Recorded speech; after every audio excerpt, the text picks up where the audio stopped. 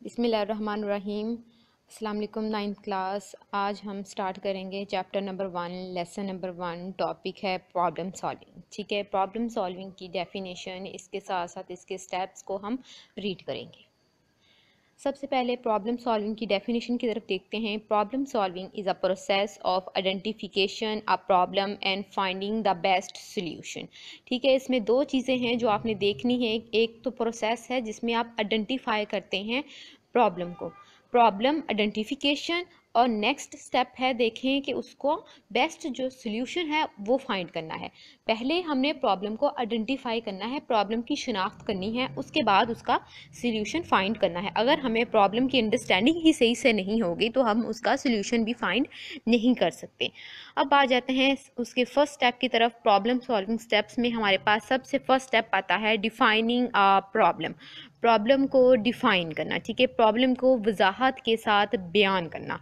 A well defined problem is the one that does not contain any एम्बिगुइटीज।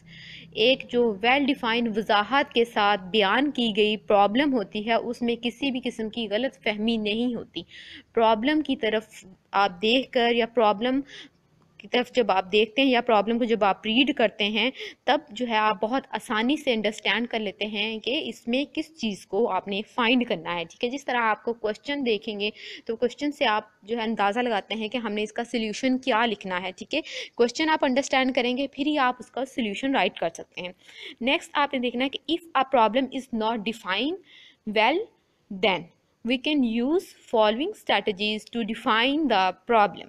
अगर आपकी problem जो है वो डिफाइन नहीं की गई, उसको वजाहत के साथ बयान नहीं किया गया, तो आप उसको वजाहत के साथ बयान करेंगे। ठीक है, उसके लिए हम जो है मुख्तलिफ स्ट्रेटजीज का इस्तेमाल करते हैं। सबसे पहले स्ट्रेटजी है गेन बैकग्राउंड नॉलेज, सेकंड है यूज़ गैसेस, एंड थर्ड है ड्रा अ पिक्चर। ठीक है, हम तीनों का इस्तेमाल कर सकते हैं, प्रॉब्लम पे डिपेंड करता है। ठीक है, कुछ प्रॉब्लम्स ऐसी होती हैं जिसमें हम बैकग्राउंड नॉलेज का इस्तेमाल करते हैं, कुछ में हम गैसेस लगाते हैं और कुछ में हम पिक्चर ड्रा करते हैं। ठीक है, आए हम उनकी डिटेल थोड़ी सी पढ़ लेते हैं।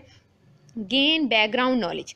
गेन बैकग्राउंड नॉलेज में क्या आएगा, हमने उसके बैकग्राउंड में तमाम जो नॉलेज चेक करनी है कि किन हालात की वजह से, किस माहौल में वो तमाम प्रॉब्लम जो है वो वाक़या हुई है। ठीक है, किन हालात की वजह से, किन सिचुएशंस की वजह से, किन माहौल में वो प्रॉब्लम अकर हुई है, वो गेन बैकग्राउंड नॉलेज में आ जाएगा। सेकंड पे आएगा यूज़ गैसेस। अननोन इन्फॉर्मेशन को हासिल करने के लिए, ठीक है, या अननोन इन्फॉर्मेशन के लिए हम गैस लगाते हैं। क्या होता है कि अगर हमारे पास जो अप्रोप्रिएट इन्फॉर्मेशन नहीं होती, सही इन्फॉर्मेशन करेक्ट नहीं होती, ठीक है, या हमें थोड़ा सा उसका मसला होता है कि हमारे पास आधी अधूरी इन्फॉर्मेशन होती है, ठीक है, तो हम जो है वो गैस का इस्तेमाल करते हैं। गैस अमूमन आम तौर पर ठीक भी हो सकते हैं, गलत भी हो सकते हैं। गैसेस हम अपने लगाते हैं पास्ट एक्सपीरियंस की बेस पर। ठीक है, the guesses may be based upon our past experience. ठीक है, हम अपने जो पास्ट एक्सपीरियंस, माजी के जितने भी तजुर्बात होते हैं उसकी बेस पर हम गेस करते हैं कि हो सकता है इसका आंसर ये हो सकता है इसका आंसर ये हो। ठीक है, draw a picture. Picture draw की जा सकती है। प्रॉब्लम आप वजाहत से बयान करते हैं या प्रॉब्लम को जब आप इलेबोरेट करते हैं तब आप उसकी पिक्चर भी ड्रा कर सकते हैं।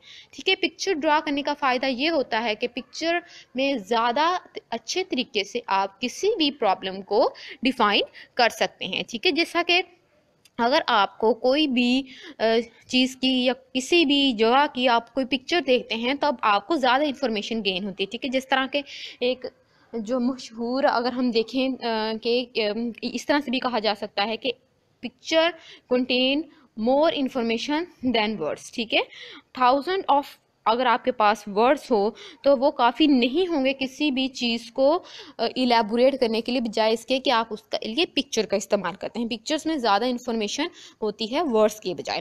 ठीक है, इस वजह से पिक्चर्स का इस्तेमाल भी किया जाता है और जो अनडिफाइंड इन्फॉर्मेशन होती है उसको फिल करने के लिए हम पिक्चर्स का इस्तेमाल कर सकते हैं। नेक्स्ट जो है अंडरस्टैंडिंग आ प्रॉब्लम। ठीक है, डिफाइनिंग आ प्रॉब्लम के बाद हमारे पास आता है अंडरस्टैंडिंग आ प्रॉब्लम। ये हमें अभी हमारे प्रॉब्लम के अंदर ही, प्रॉब्लम आइडेंटिफिकेशन के अंदर ही हैं अभी। अंडरस्टैंडिंग का प्रॉब्लम, प्रॉब्लम को अंडरस्टैंड करना, प्रॉब्लम को अंडरस्टैंड करना बहुत इंपॉर्टेंट होता है ताकि हम उसको सही तरह से उसका सोल्यूशन फाइंड कर सकें। तो it is important to understand the problem before jumping into the solution of the problem. Problem के सोल्यूशन की तरफ जंप करने से पहले हमें उसको अंडरस्टैंड करना, यानी प्रॉब्लम को अंडरस्टैंड करना ज़रूरी है। एक जो क्लियर अंडरस्टैंडिंग होती है प्रॉब्लम की, उससे इजी हो जाता है उस प्रॉब्लम को सॉल्व करना, ठीक है। इससे हमारी मदद मिलती है, हम हेल्प कर सकते हैं मनी को सेव करने के लिए, इसके अलावा टाइम सेव करने के लिए और रिसोर्स सेव करने के लिए, ठीक है। आप सेव मनी, टाइम और रिसोर्स किस तरह से आ सकता है? फॉर एग्जांपल आपके पास कोई प्रॉब्लम थी, ठीक है, आपने उस प्रॉब्लम को सही से अंडरस्टैंड नहीं किया। अब जब आप उसे सही तरह से अंडरस्टैंड नहीं करेंगे तो इसका मतलब ये है कि आप उसका सोल्यूशन भी सही फाइंड नहीं कर सकते, ठीक है, उसका सोल्यूशन भी गलत होगा। तो जो आपने टाइम वेस्ट किया, उसमें जो मनी स्पेंड की, जो रिसोर्सेज स्पेंड किए, वो तमाम के तमाम ज़ाया हो जाएंगे, ठीक है। इसी तरह अगर आप अच्छे तरह से एक प्रॉब्लम को अंडरस्टैंड कर लेते हैं तो आपकी तीनों जो चीज़ें हैं ये सेव हो सकती हैं, ठीक है। Save money, time and resources. आपको पता है रिसोर्सेज और जो है बहुत महदूद होते हैं, ठीक है, बहुत कम होते हैं, तो इसी वजह से रिसोर्सेज का इस्तेमाल बहुत जो है हमें सोच समझ के करना चाहिए। नेक्स्ट आ जाता है understanding of a problem usually includes identification of 5 Ws, ठीक है। अगर आपके जो अंडरस्टैंडिंग, प्रॉब्लम को अंडरस्टैंड करने में आम तौर पर या उसकी शिनाख्त करने में 5 Ws का इस्तेमाल किया जाता है। सबसे पहले है 5 W में what, second who, third why, fourth where and fifth when, ठीक है। व्हाट क्या, हु, व्हाट क्या, हु में देखेंगे कि कौन, ठीक है, हमारी प्रॉब्लम में किस चीज़ को डिस्कस किया गया है, किसके बारे में है। उसके बाद है वाई, क्यों हम इसको क्यों कर रहे हैं, इसका सोल्यूशन क्यों फाइंड कर रहे हैं। वेयर, कहाँ पे, ठीक है, हमारी जो प्रॉब्लम है वो कहाँ पे एग्जिस्ट करती है। और व्हेन, कब तक, ठीक है, हमें उस जो प्रॉब्लम है उसका सोल्यूशन कब तक फाइंड करना पड़ेगा, ठीक है। इस वजह से हम इन चार जो है इन जो 5 Ws है इनका ख़ास ख्याल रखते हैं, ठीक है। नेक्स्ट है इसके बाद अगर हम इसकी थोड़ी सी एग्जाम्पल देख लेते हैं।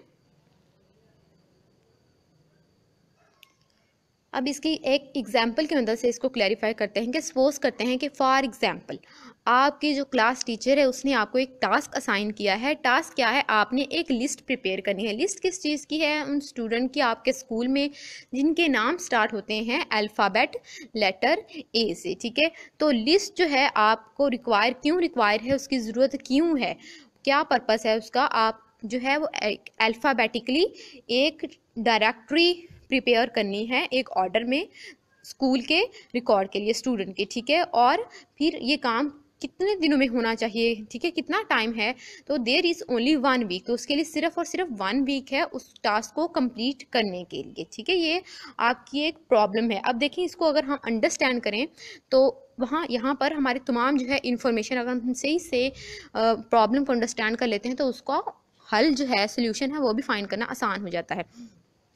सबसे पहले हम इसको 5 Ws में देखते हैं। तो व्हाट क्या करना है हमें? List of students name starting with letter A, ठीक है, स्टूडेंट के नाम जो कि ए से स्टार्ट हो। सेकंड हु, कौन होना चाहिए उसमें, किस पर हमारी प्रॉब्लम बेस करती है, स्टूडेंट पे। उसके बाद वाई, क्यों हम कर रहे हैं, हमने एक डायरेक्टरी प्रिपेयर करनी है स्टूडेंट्स की ऑर्डर वाइज, ठीक है। फिर व्हेन, कब, विद इन अ वीक हमने ये काम कंप्लीट करना है। और वेयर, कहाँ, स्कूल में, ठीक है। ये प्रॉब्लम जो है हमारी स्कूल में अकर हुई है।